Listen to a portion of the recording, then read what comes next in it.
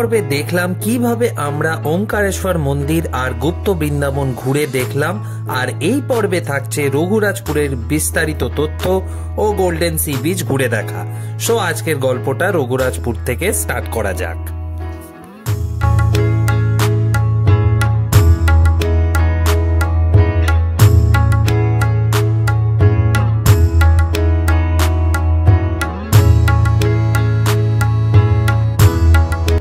তাল নারকোল গাছে ঘেরা এই ছোট্ট গ্রামটাতে ঢুকতেই প্রথমেই যেটা চোখে পড়ল তা হলো রাস্তার দুধারে প্রতিটা বাড়ির বাইরের দেওয়ালে অসাধারণ সব ছবি আঁকা, জাস্ট ফাটাফাটি লাগছিল।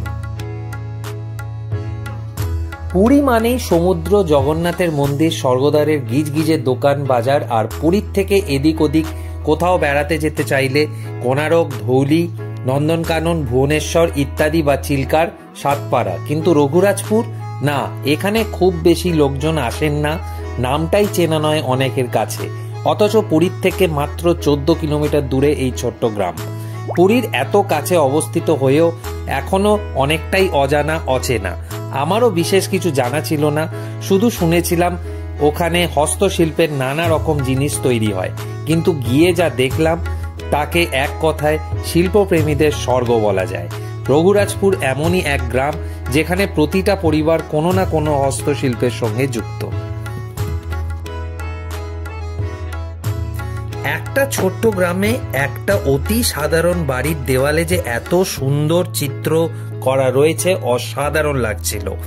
কোথাও শ্রীকৃষ্ণের জীবন কাহিনীর নানান দৃশ্য, কোথাও হনুমান, কোথাও গণেশ, কোথাও বা সুন্দর সুন্দর নকশা, জাস্ট অসাধারণ লাগছিল। আমার দেখা অন্তত এটা ফার্স্ট জিনিস যে এত সুন্দর দেওয়ালে নকশাগুলো লাগছিল।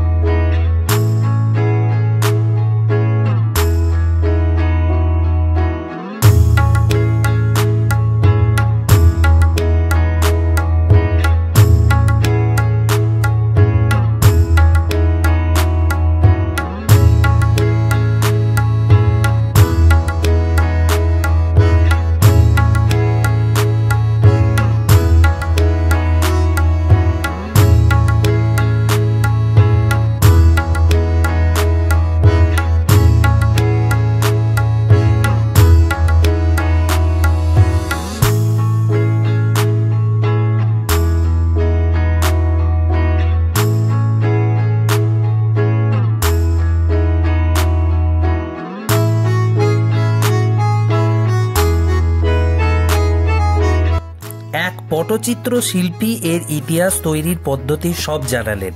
পট অর্থাৎ বস্ত্র এবং চিত্র অর্থাৎ ছবি। সোজা কথায় পটচিত্র কাপড়ের ওপর আঁকা ছবি। এর উৎপত্তি সম্ভবত দ্বাদশ শতাব্দীতে। পুরীতে জগন্নাথ দেবের প্রধান দুটো উৎসব হলো স্নানযাত্রা এবং রথযাত্রা। স্নানযাত্রার সময় জগন্নাথ, বলরাম, সুভদ্রাকে 108 ঘড়ার জলে স্নান করানো হয়। এর ফলে তারা অসুস্থ হয়ে পড়েন এবং তখন তাদের দর্শন পাওয়া যায় না। আবার রথযাত্রার সময় তারা মাসির বাড়ি যান, তখনও মন্দিরে তারা থাকেন না। এই সময় সর্বসাধারণের দর্শনের জন্য জগন্নাথ দেবের পরিধেয় বস্ত্রের ওপর তাদের 3 ভাই বোনের ছবি আঁকার প্রচলন হয়, কালক্রমে যা পটচিত্র নামে বিখ্যাত। পটচিত্রের আকার বিভিন্ন রকমের হয়, কখনো বড়, কখনো ছোট, কখনো বা সরু লম্বা একফালি কাপড়। কিন্তু সব ক্ষেত্রেই যা চোখ টানে তা হলো এর নিখুঁত কাজ এবং উজ্জ্বল রং। এবার তাহলে শুনে নি এক পটচিত্র শিল্পীর কথা। তোমার নামটা বলো তো? मेरा नाम रजनीकांत महापात्र। रजनीकांत महापात्र। बाबार नाम? बाबार नाम रवींद्र महापात्र। আমি ওই পটচিত্র কাজ করি। আমি না, আমার গ্রাম থেকে সবাই লোক ওই কাজ করে। টোটাল কত বাড়ি আছে এখানে? 200 বাড়ি আছে। 200 বাড়ি আছে সব মিলিয়ে। হ্যাঁ, কি পটচিত্র উপরে কাজ করে, কি পামলিক উপরে কাজ করে, কি স্টোন কার্ভিং, পেপার ম্যাক্স করে, এরকম সব বিভিন্ন প্রকার আর্টিস্ট গ্রাম থেকে সব। আমি পটচিত্র কাজ। তো দেখতে পেলেন ইনি রজনীদা। তো এনার দোকানে আসতে পারেন আপনারা যদি কেনাকাটা করতে চান। কিছু পটচিত্র কিংবা যেই আর্টগুলো আমি দেখাবো আমার চ্যানেলে, তো ওইগুলো কেনাকাটা করতে গেলে এখান থেকে ইজিলি তোমরা কেনাকাটা করতে পারো। দাম রিজনেবল, খুব একটা হাই না। তো আর বলছিলাম আপনার যেটা মেন কথা, মানে দোকানটার ফোন নাম্বার কিংবা যাই হোক। ଆମ ଦୋକାନଟା ଫୋନ୍ ନମ୍ବର 8847870925। ঠিক আছে, এই নাম্বারটা আমি এই নামটা আমি উইথ নাম্বার ডেসক্রিপশন সেকশনে দিয়ে দেবো, তো এখানে তোমরা এনাকে কল করে নিতে পারো। ঠিক আছে, চলো, thank you very much, thank you. Ramayana মহাভারতের নানান ঘটনা যেন এখানে জীবন্ত হয়ে উঠেছে শিল্পীদের নিপুণ হাতের ছোঁয়ায়। কাপড়ের ওপর ছাড়াও শুকনো তালপাতার ওপর আঁকা হয়। ছোট ছোট তালপাতার ওপর কি নিখুঁত আঁকা, তা চোখে না দেখলে বিশ্বাসই করা যায় না। এখানেই শেষ নয়, রঘুরাজপুরের হস্তশিল্পের আরো সুন্দর সুন্দর নমুনা আছে। যেমন নারকেল ছোবড়া দিয়ে নানা রকমের জিনিস তৈরি করা হয়। ঘোড়া, হরিণ, নারকেল গাছ, বাবুই পাখির বাসা কিছুই বাদ নেই। সুপুরির ওপর রং করে সুন্দর সুন্দর ছবি আঁকা, তারপর সুপুরির মাথার ওপর একটা ছোট আংটা জুড়ে তাতে সুতো লাগিয়ে ঝোলানোর ব্যবস্থা। ব্যবহৃত নারকেলের ফেলে দেওয়ার মালাকে আবার জোড়া হয়, তার ওপর কাদার প্রলেপ লাগিয়ে সাদা রং করা হয়, তারপর তাতেও সুন্দর সুন্দর ছবি, নকশা ইত্যাদি এঁকে ঝোলানোর ব্যবস্থা করা হয়। অসাধারণ লাগছিল জায়গাটা। আরেকটা কথা যেটা বলতে ভুলে গেছিলাম, বিখ্যাত ওড়িশি নৃত্যগুরু কেলুচরণ মহাপাত্রের জন্মস্থান এই গ্রামটিতে। প্রায় 200টি মতন পরিবার বাস করে। খারাপ লাগলো যখন এরা আক্ষেপ করলেন যে পটচিত্র দেখতে বা কিনতে ওদের কাছে খুব কম লোক আসে। সো আমার একটাই রিকোয়েস্ট রইল, প্লিজ এই জায়গাটাকে ভিজিট করো, আর যেইটুকুন সম্ভব ওদের হেল্প করো কিছু কেনাকাটা করে।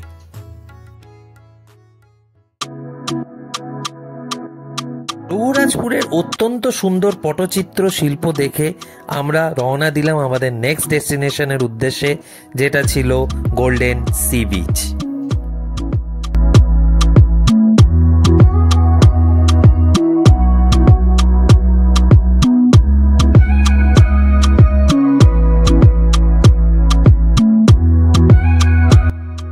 আর গোল্ডেন সি বিচের এন্ট্রি ফি হচ্ছে 20 টাকা করে পার পারসন 3 ঘন্টার জন্য। সো আমরা চলো ভিজিট করি গোল্ডেন সি বিচটাকে।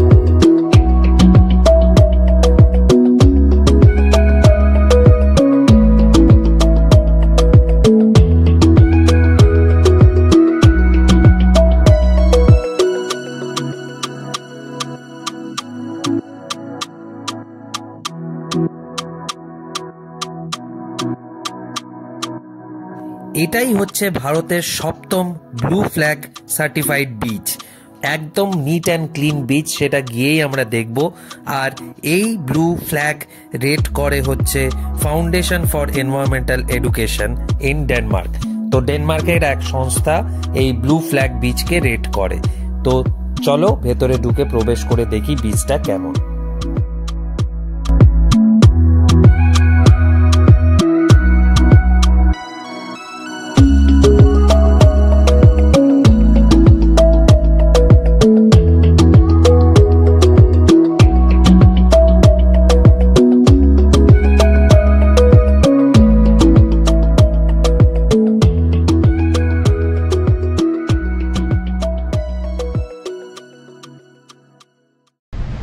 আমরা এখন চলে এসেছি পুরীর সেই ফেমাস গোল্ডেন সি বিচ। তো এই পরিষ্কার পরিচ্ছন্ন, কোনো নোংরা নেই, জাস্ট অসাধারণ।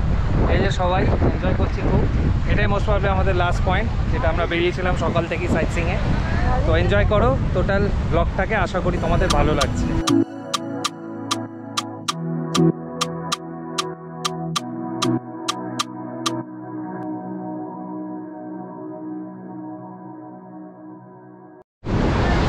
সো গাইস, আমরা বিচে মজা করছি খুব। এই যে জিকো হেভি মজা করছে, ভিজে গেছে জিকো। হ্যাঁ, আর না, আর যেতে হবে না। এই হচ্ছে ব্যাপার, সবাই এনজয় করছে এখানে খুব। 20 টাকা এন্ট্রি ফি নিল আমাদের স্নান করার জন্য। One of the best beach.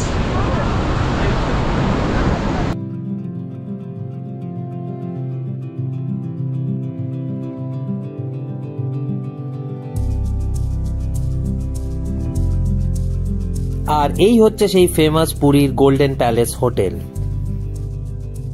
পুরীর গোল্ডেন সি বিচ দেখার পরে আমাদের বিশাল খিদে পেয়ে গেছিল, তাই আমরা চলে এসেছিলাম পুরী সি সাইডেরই এক রেস্টুরেন্টের, যার নাম ছিল দ্য ফিশারম্যানস কিচেন।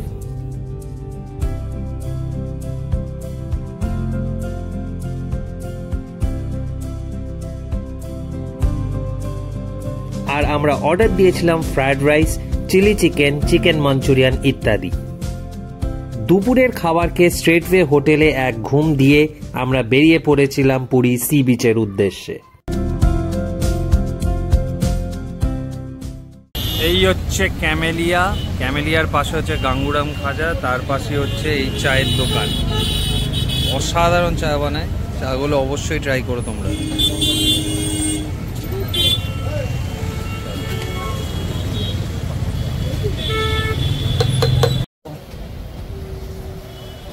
চলে এসো, আর নাচতে হবে না। আবার ওঠ। অতি আনন্দ, কাল চলে গেছে আনন্দ, অতি আনন্দ বলতে এই আনন্দ। এই দেখো সামনে এসো এসো, চল চল, ঠিক আছে ঠিক আছে, ওঠ।